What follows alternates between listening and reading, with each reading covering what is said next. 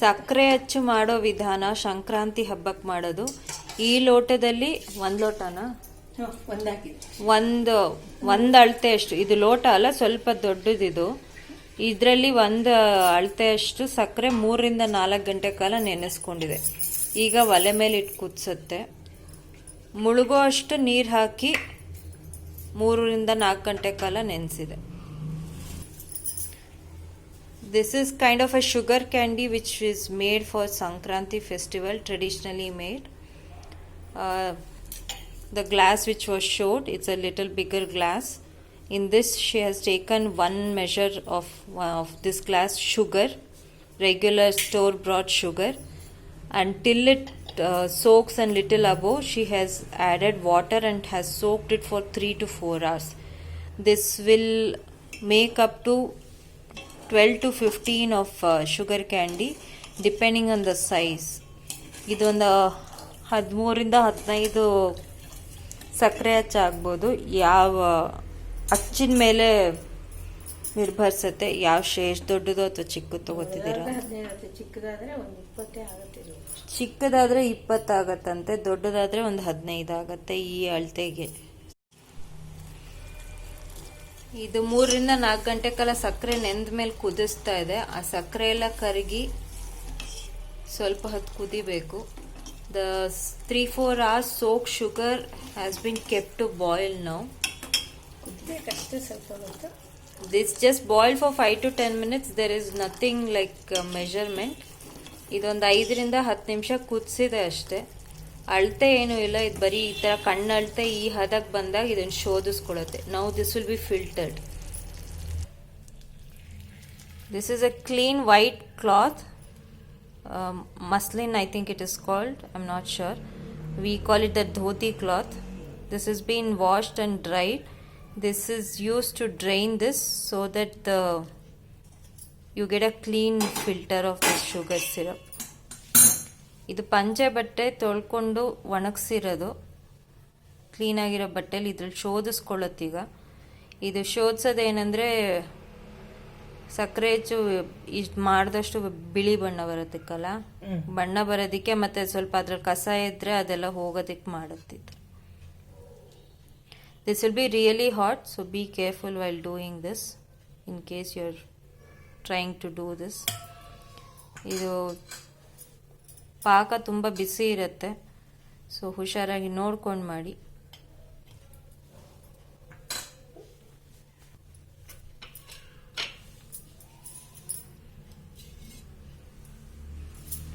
ತಿರ್ಗಾ ಕುದಿಸ್ತೀಯಲ್ಲ. This will be boiled again.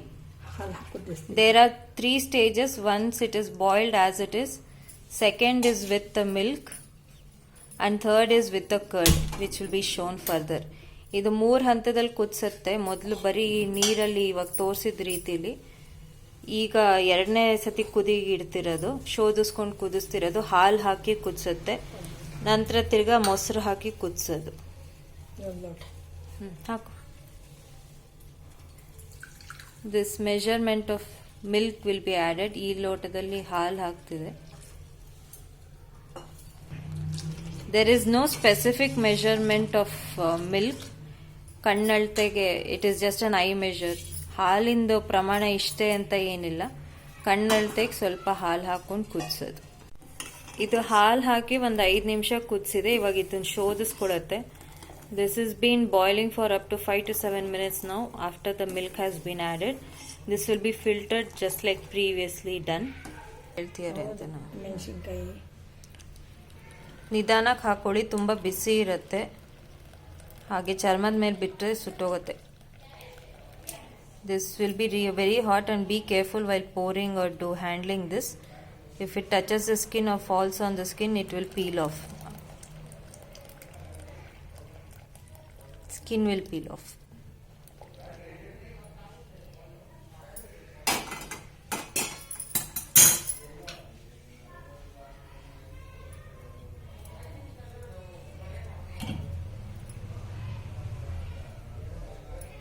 ತುಂಬ ಹುಷಾರ ಮಾಡ್ಬೇಕಪ್ಪ, ಕೈಗೆ ಬಿದ್ದರೆ ಅಷ್ಟೇ.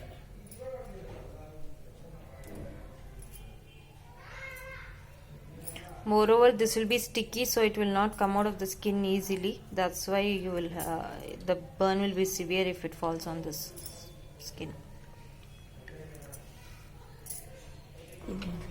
ತಿನ್ನಕ್ಕೆ ಚೆನ್ನಾಗಿ Once filtered, this is the reminiscent of it. ಈ ಥರ ಬಟ್ಟೆ ಶೋಧಿಸಿದಾಗ ಈ ಹಾಲಿನ ಅಂಶ ಇರುತ್ತೆ. ಇದನ್ನು ತಿನ್ಬೋದು, ಬೇಕಾದ್ರೆ ಚೆನ್ನಾಗೂ ಇರುತ್ತೆ. ಏನಿಲ್ಲ, ಹಾಲು ಮತ್ತು ಸಕ್ಕರೆ ಮಿಶ್ರಣ. ಮಡಿಯಿಂದ ಮಾಡ್ತಿದ್ರೆ ತಿನ್ನಲ್ಲ ಅನ್ನೋಗಿದ್ರೆ ತಿನ್ನದೇ ಇರ್ಬೋದು, ಅಥವಾ ಮಕ್ಳು ಯಾರಿದ್ರೆ ಕೊಡ್ಬೋದು. This will be very tasty to consume. If it is not done, if you don't want to consume until you do the naivedya, you can skip this part. Otherwise, this is very nice thing to consume. If you have kids, you can feed them. They will like this as well. This will be again boiled. This syrup, the filtered syrup, will again be boiled, adding curd to it. ಈ ಶೋಧಿಸ್ಕೊಂಡಿರೋ ಸಕ್ಕರೆ ಪಾಕ ಇವಾಗ ತಿರ್ಗಾ ಕುದಿಸುತ್ತೆ ಮೊಸರು ಹಾಕಿ. ಅದೇ ಲೋಟದಲ್ಲಿ ತಿರ್ಗಾ ಅಷ್ಟೇ ಪ್ರಮಾಣದಷ್ಟು ಮೊಸರು, ಅಳತೆ ಏನಿಲ್ಲ, ಒಂದು ಸ್ವಲ್ಪ ಮೊಸರು ಅಂತ ಹಾಕೊಳ್ಳೋದಷ್ಟೆ. There is no exact measurement for the curds. Just take in this. She's using this small glass to measure of curd. Hakama. Add this and boil again. Also, when it is boiling, just keep stirring. Keep the flame low. ಮೊಸರು ಹಾಕಿದ್ಮೇಲೆ ಕೈ ಆಡಿಸ್ತಾ ಇರಿ, ಹಾಗೆ ಉರಿ ಕಡಿಮೆ ಇಟ್ಕೊಳ್ಳಿ. ಮೊಸರೆಲ್ಲ ಹಾಲು ಹಾಕಿದಾಗಲೂ ಕೂಡ ಎಲ್ಲವಾಗಲೂ ಹಂತದಲ್ಲಿ ನಿಂಬೆ ಹಣ್ಣು ಹಿಂಡ್ಕೋಬೋದು, ಸಕ್ಕರೆ ಹಚ್ಚಿ ಬೆಳ್ಳಗಾಗುತ್ತೆ ಅನ್ನೋದಕ್ಕೆ. You can add lemon juice at this stage when you add curd. This is added for making the sugar candy look more whiter. ಈ ಮೊಸರು ಹಾಕಿ ಒಂದು 5-7 ನಿಮಿಷ ಇವಾಗ ಕುದಿಸಿದೆ, ಮೊಸರು ಮತ್ತು ನಿಂಬೆ ರಸ. The curd and the lemon juice that was added has been boiling for 5 to 7 minutes now. This will be again filtered just like previously done.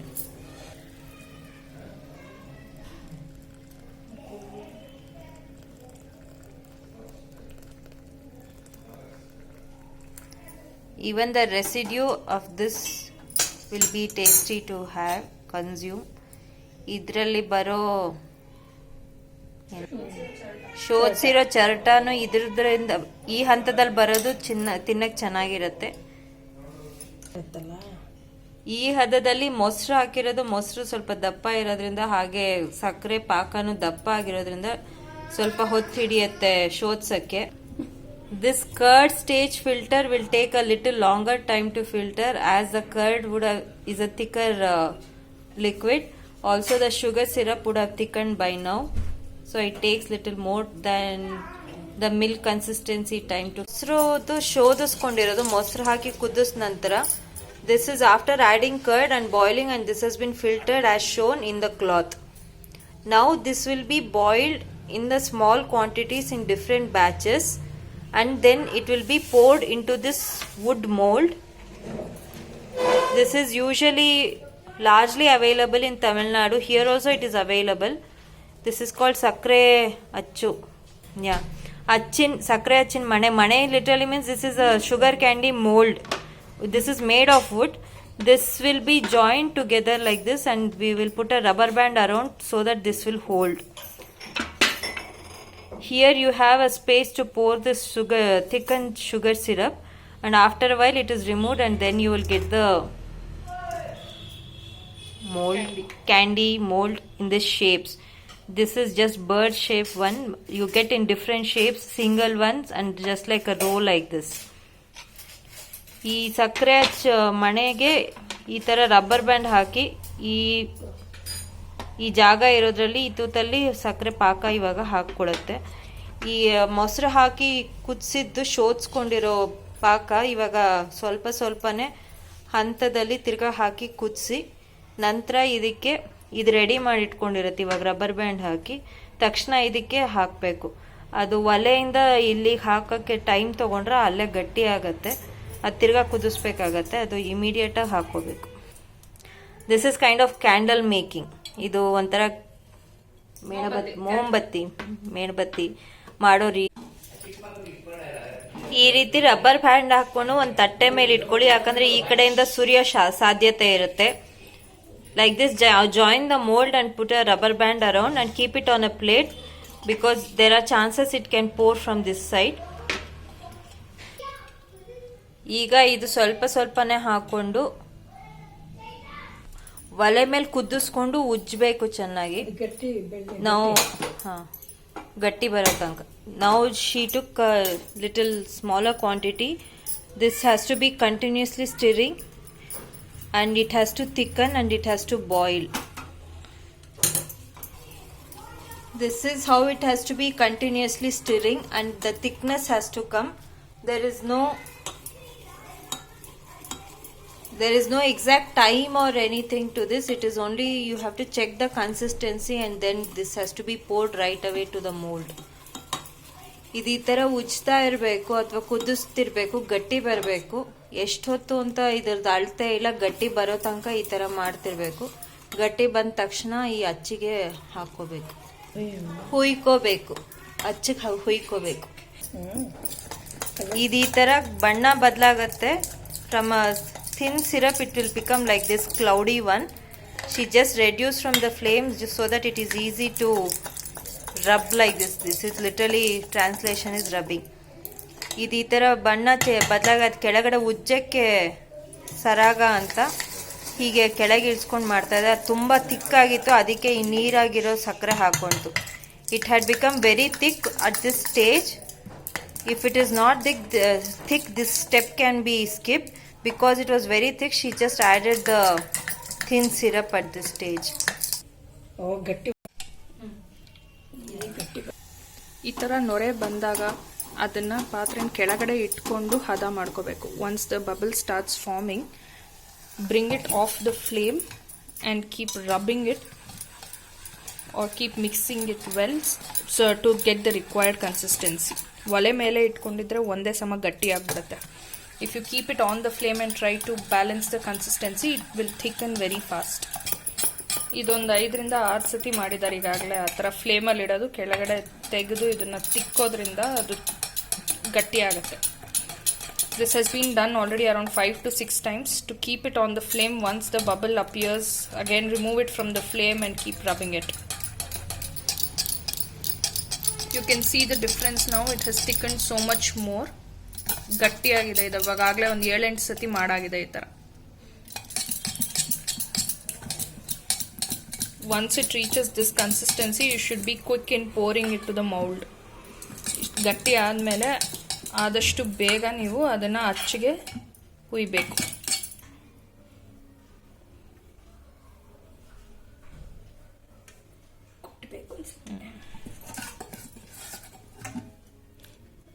As you keep pouring, tap it once so that there's no air bubble and it goes inside. ಒಂದೆರಡು ಸತಿ ಕುಟ್ಟಿ, ಯಾಕೆಂದ್ರೆ ಅದು ಒಳಗೆ ಹೋಗುತ್ತೆ, ಅಚ್ಚು ಒಳಗೆ ಅಲ್ಲಿ ಹಳ್ಳ ಕಾಣ್ತಿದೆ.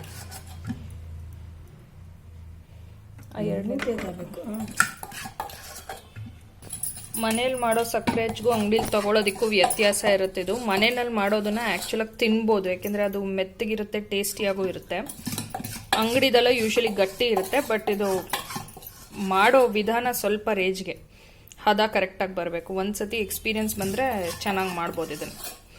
There is definitely difference between the store-bought ones and the homemade sugar candies. Those store-bought ones are usually much more whiter but it's very hard. It's not easy to eat. But these homemade ones can actually be consumed because it will be tasty and soft as well. When it's semi-solid, remove those extra pieces so that you get the right shape. ಆ ಅಚ್ಚು ಮೇಲೆ ಇದ್ದಿದ್ದನ್ನೆಲ್ಲ ಚಾಕುವಿಂದ ಹೆರ್ಕೊಂಡ್ರು, ಅದು shape ಕರೆಕ್ಟಾಗಿ ಬರಲಿ ಅಂತ. ಅದು ಗಟ್ಟಿ ಆದಮೇಲೆ ನಿಧಾನಕ್ಕೆ ರಬ್ಬರ್ ಬ್ಯಾಂಡ್ ತೆಗೆದ್ಬಿಟ್ಟು ಅಚ್ಚನ್ನು ನಾಜೂಕಾಗಿ ಓಪನ್ ಮಾಡಬೇಕು. Be gentle while you are opening that rubber band and also the mould. Do this only after the sugar syrup has hardened. Yeah, you see the very beautiful cute birds here. ಇದನ್ನ ನಿಧಾನಕ್ಕೆ mould ಇಂದ ಅಚ್ಚಿಂದ ಬಿಡಿಸ್ಕೊಳ್ಳಿ. There are these delicate shaped birds or the sugar candy that you see here. Release it carefully from the mold. Pin use ಮಾಡಿ ನಿಧಾನಕ್ಕೆ ಬಿಡಿಸ್ಕೊತಾ ಇದ್ದಾರೆ ಅಚ್ಚಿಂದ. Be very careful while removing it using a pin. Remove these gently out of the mould.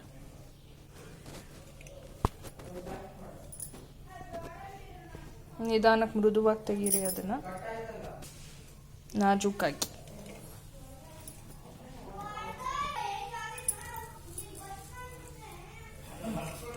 ನಾಲ್ಕು ಪಕ್ಷಿಗಳ shape ಬಂದಿದೆ. ಇದೇ ಥರ ಸಕ್ಕರೆ ಅಚ್ಚು ಮಾಡಿ ಸಂಕ್ರಾಂತಿಗೆ ಬೀರೋದಕ್ಕೆ ಎಳ್ಳಿನ ಜೊತೆ ಕೊಡೋದು. ನಾವು we have 4 birds here. This is how the sugar candies are done and given with the other sesame mix and other things during ಮಕರ ಸಂಕ್ರಾಂತಿ. ಇದು ಬಣ್ಣ ಬರೋಕ್ಕೆ ಅರ್ಶಿನ ಕೂಡ ಹಾಕಿ ಮಾಡ್ಬೋದು. ಇದು ಅರ್ಶಿನ ಹಾಕಿ ಮಾಡಿರೋ ಬ್ಯಾಚ್ ಇದು. If you want any other color, some people use food color, but here we have used turmeric to get this yellow shade. You can use kesar also to get that tinge of orangish.